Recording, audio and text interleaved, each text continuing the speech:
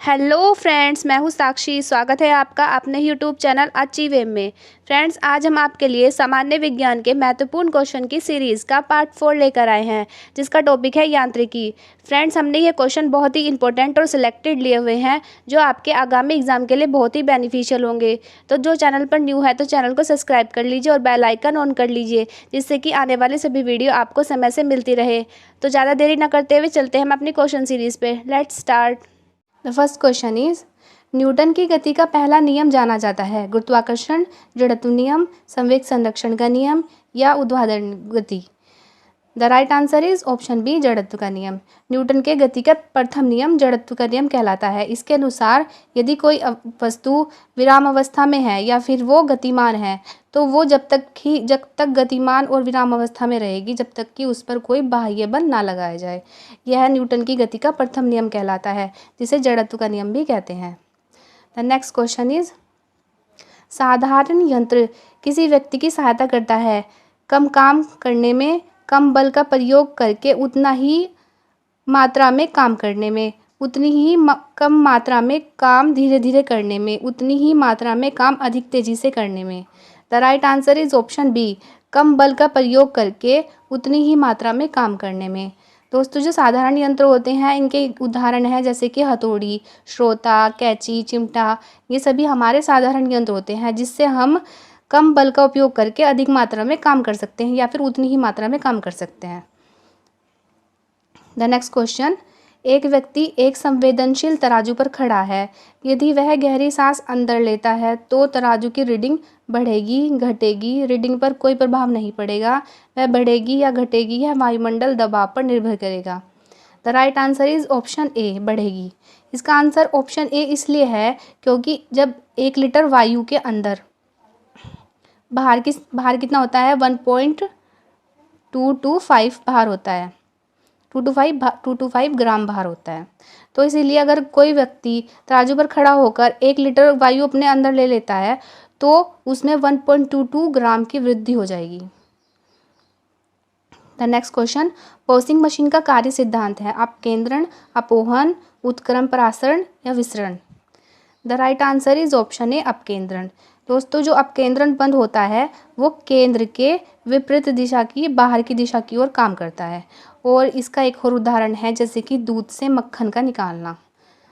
The next question, निम्नलिखित में से कौन सी राशि सदिश नहीं है? विस्थापन, वेग, बल या आयतन? The right answer is option D, आयतन। आयतन एक अदिश राशि है। दोस्तों, जो सदिश राशियाँ होती हैं उनमें परिमाण और दिशा दोनों होती हैं, और जो अदिश राशियाँ होती हैं उनमें केवल परिमाण होता है, दिशा नहीं होती है। जो ये वेग है, विस्थापन और बल, ये सभी क्या है? ये सदिश राशियाँ हैं। द नेक्स्ट क्वेश्चन, निम्नलिखित में से कौन सी सदिश राशि है? समय, चाल, विस्थापन या दूरी? The right answer is option C, विस्थापन। विस्थापन एक सदिश राशि है। दोस्तों, एक क्वेश्चन यहाँ से ये भी बनता है कि विस्थापन और दूरी में क्या अंतर होता है? तो मैं इसका एक उदाहरण देती हूँ आपको कि एक लड़का है, वो मैदान के चारों ओर एक चक्कर पूरा लगाता है।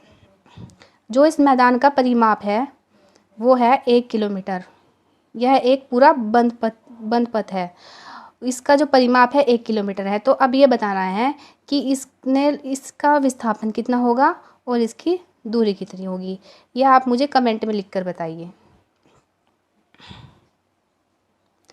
पदार्थ के संवेग और वेग के अनुपात में कौन सी भौतिक राशि प्राप्त की जाती है?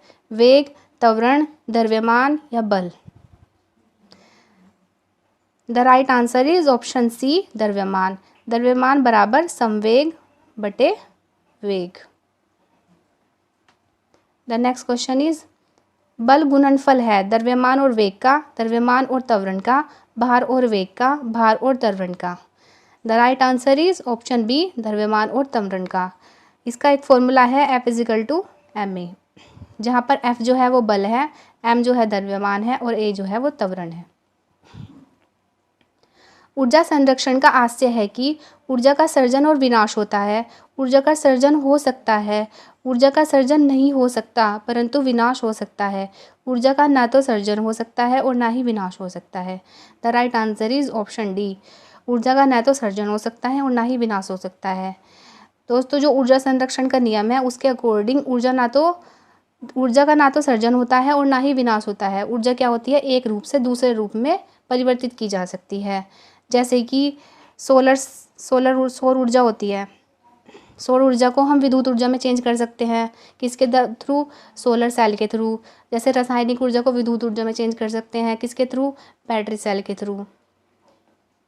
द नेक्स्ट क्वेश्चन, हवाओं की ऊर्जा होती है केवल स्थितिज, केवल गतिज, विद्युत, स्थितिज और दोनों, गतिज दोनों। तो राइट आंसर इसका क्या होगा, केवल गतिज। जो हवाएं होती है उनमें केवल गतिज ऊर्जा पाई जाती है। नेक्स्ट क्वेश्चन, एक ट्रेन जैसे ही चलना आरंभ करती है उसमें बैठे हुए यात्री का सिर पीछे की ओर झुक जाता है। इसका कारण है स्थिरता का जड़त्व, गति का जड़त्व, जड़त्व आघूर्ण, द्रव्यमान का संरक्षण। The right answer is option ए, स्थिरता का जड़त्व। द नेक्स्ट क्वेश्चन इज, सड़क पर चलने की अपेक्षा बर्फ पर चलना कठिन है क्योंकि बर्फ सड़क से सख्त होती है। सड़क बर्फ से सख्त होती है। जब हम अपने पैर से धक्का देते हैं तो बर्फ कोई प्रतिक्रिया व्यक्त नहीं करती। बर्फ में सड़क की अपेक्षा घर्षण कम होता है।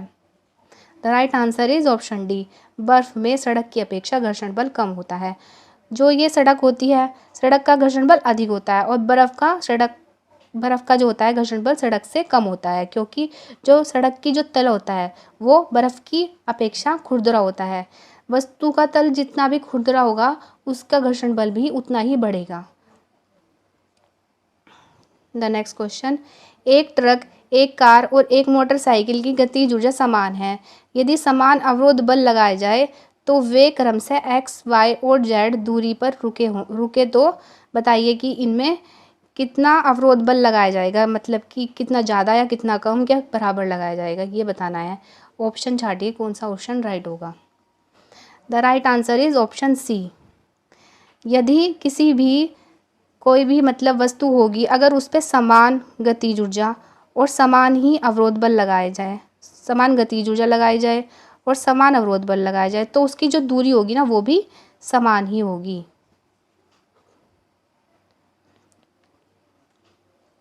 द नेक्स्ट क्वेश्चन इज, दो समान द्रव्यमान की वस्तुओं की गतिज ऊर्जा का अनुपात 4:9 है तो उनके वेग का अनुपात होगा। The right answer is option B, 2:3।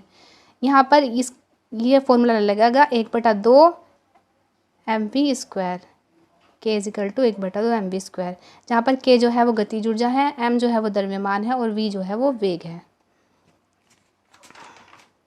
The next question is, तेल से अंशतः भरा हुआ तेल का एक टैंकर समतल सड़क पर आगे की ओर एक समान त्वरण से जा रहा है तो तेल का मुक्त पृष्ठ क्षैतिज बना रहेगा। क्षैतिज से इस प्रकार आनत होगा कि पिछले सिरे पर कम गहराई होगी। क्षैतिज से इस प्रकार आनत होगा कि पिछले सिरे से अधिक गहराई होगी। परवलय वक्र का आकार लेगा। तो is the right answer. The right answer is option C, क्षैतिज से इस प्रकार आनत होगा कि पिछले सिरे पर अधिक गहराई होगी। द नेक्स्ट क्वेश्चन इज, त्वरण ज्ञात करने का सही सूत्र क्या है। The right answer is option A, a = v - u/t। यहाँ पर जो a है वो क्या है, वो त्वरण है और जो v है वो प्रारंभिक अंतिम वेग है और v जो है वो प्रारंभिक वेग है और जो t है वो समय है। द नेक्स्ट क्वेश्चन, वायुमंडल के सापेक्ष आर्द्रता नापी जाती है, हाइड्रोमीटर, हाइग्रोमीटर, लेक्टोमीटर या फिर पोटेशियोमीटर। दोस्तों इस क्वेश्चन का आंसर आप मुझे कमेंट में लिख के दीजिए। यदि आपने पहली वीडियो देखी होगी तो ज़रूर आप इसका क्वेश्चन का आंसर ज़रूर दे देंगे। Thank you for watching my video, please like and subscribe. Thank you.